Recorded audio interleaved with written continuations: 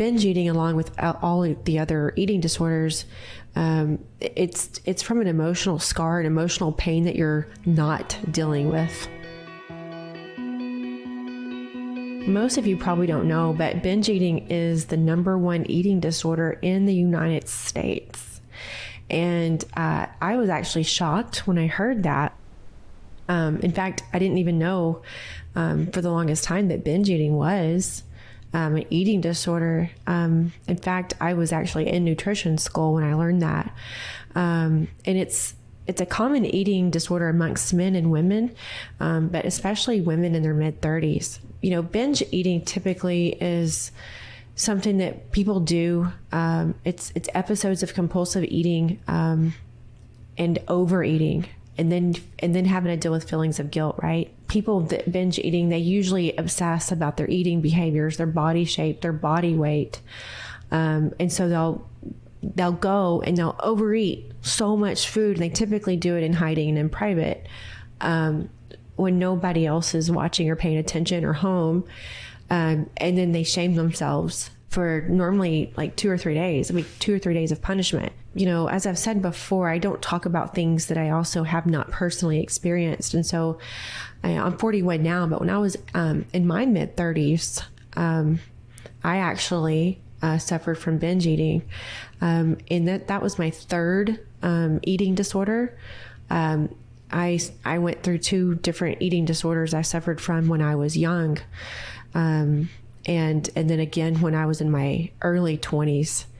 And so I thought that I had, kind of gotten over all that. And I had not. In fact, I think one of the hardest eating disorders I have suffered from was binge eating, because I didn't feel like it was an eating disorder, right? But I would just eat really, really strict and clean and healthy. And then I would just tell myself I was going to go have, a little bit of peanut butter, a little bit of chips, basically a little bit of the things that I did not allow myself to eat. I'm just going to go have a bite or two, and it's not going to hurt anything. And then I would find myself locked in the pantry, and I couldn't stop eating the peanut butter. And then I was dipping the pretzels in the peanut butter, and then I was eating chips after that. And then it was like, well, I'm already doing this today, so I might as well just go ahead and continue to overeat all of these things. And I'm not saying that just because you have a day of overeating and treating yourself that you're having a binge eating disorder. That's not at all what this is. This is eating to the point to where you make yourself absolutely sick to your stomach. I mean, I would eat. I called it awakening my inner hunger beast, because I would eat whipped cream, heat up chicken nuggets, stuff my face full of peanut butter. And I would do this to the point to where I literally would make myself absolutely nauseous and sick to my stomach. And then I would almost not eat for 2 or 3 days. I would eat a little bit, but not very much. And right after I would do, the binge eating, the next day I was back on the scale weighing myself and punishing myself for the 2 or 3 pounds. It got to where I couldn't deal with how I felt anymore about it. It just started to really affect me in other ways. What I did is I started to ask myself, but when I felt, these behaviors coming on, is I would ask myself why I was doing it. What I come to figure out, and then I've obviously since learned, now that I'm a nutritionist, is that binge eating, along with all of the other eating disorders, it's from an emotional scar, an emotional pain that you're not dealing with, something that you feel constantly, but you're not dealing with, right? It came from the need of not feeling like I was good enough, wanting to achieve perfectionism that I was never going to achieve, because that's not possible. And then, the feeling of shame accompanying it afterwards. And, I had three little kids, and this was no way for me to live at all. In fact, my youngest was just born, and he wasn't even quite a year old when this began. I would absolutely not one person had a clue that this was going on. And that's the thing, is that most people that do binge eating, it's very well hidden, and nobody knows it's close to you. My mom, who's my full-time nanny, had no idea, and neither did my ex-husband. Had no idea what was going on. And so if you find that you're doing this type of eating even once a week, and the episodes are like this intense, like I just talked about. So the episodes of binge eating are characterized by a lack of control over the intake of an unusually large amount of food, and typically different varieties of food in a short period of time, to the point of being painfully, uncomfortably full. Binge eating is, it's actually a mental health problem. And it's also a type of physical abuse that we can do to ourselves. And that's because negative thoughts and habits tend to trigger a binge eating episode. That's why it's referred to as an emotional eating disorder. And so it's really, really important to know that. It's not something that's typically easily to control. It's really, really hard to actually overcome it. And the fact that I worked from home, and obviously I still do, but I worked from home then, doing something totally different. And it made it really, really easy for me to do, because I'd be home alone, oftentimes. And so it was easy for me to do this. But I just got tired of going through these episodes and being so disappointed with my loss of control and for sabotaging my body and my health, that I just couldn't live like that anymore. It became such a vicious cycle. And I realized that all the food in the world wasn't going to take away my stress and the things that I wasn't dealing with. I had to really take a step aside and ask myself, why am I doing this? What is triggering it? So stress was definitely a big trigger. The stress of not feeling good enough. It was also triggered by boredom. I was home a lot at the time, and I had 3 kids, and I didn't have a whole lot of outlets, and so I would get bored very easily. And this was one of the ways I dealt with it. I really had to talk myself out of these episodes, and I had to teach myself tools and figure out the root cause, right? So if you have a family history of dieting, and you have any undealt with issues, anxiety, depression, just things you're not dealing with, there's a really high chance that you also could be binge eating, and maybe you are not realizing it until you're, hearing me talk about it, or that you might possibly have to deal with this.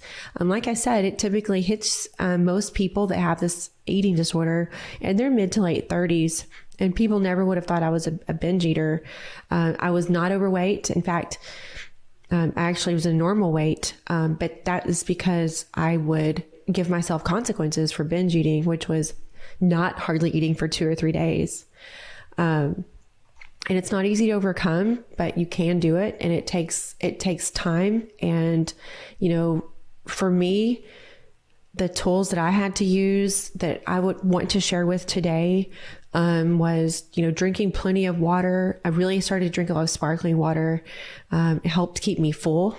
I didn't have a whole lot of room for other things. I would go brush my teeth or chew mint gum, anything to just get different, a flavor in my mouth that was fresh, that I didn't want to, take the freshness away from. And the mint would help as well.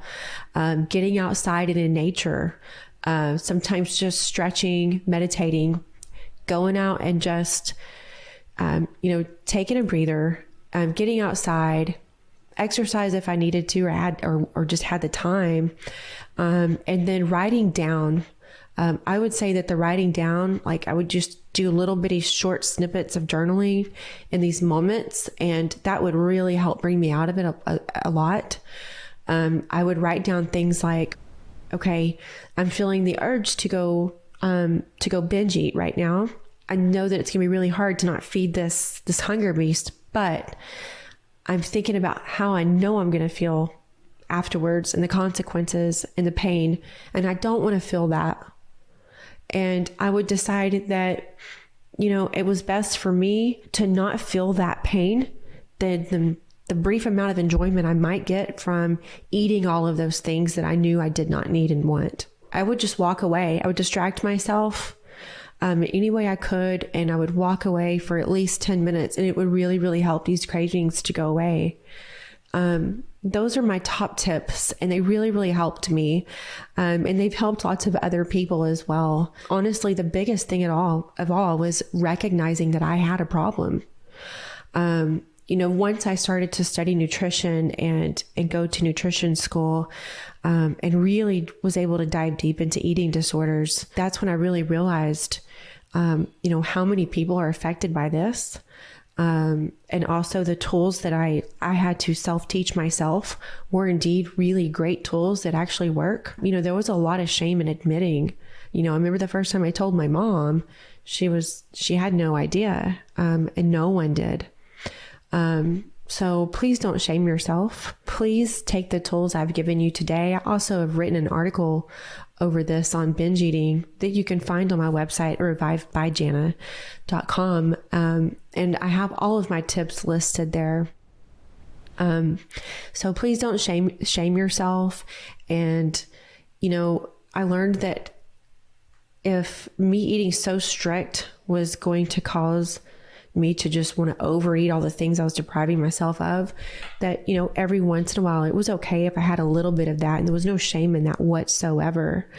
And so I was able to overcome that, and stop binge eating. And, that's what led me to writing the article and talking about this today, is that I feel that a lot of women, we have so much on our shoulders, and even men, and there's just a lot of pressure out there to just look and be a certain way.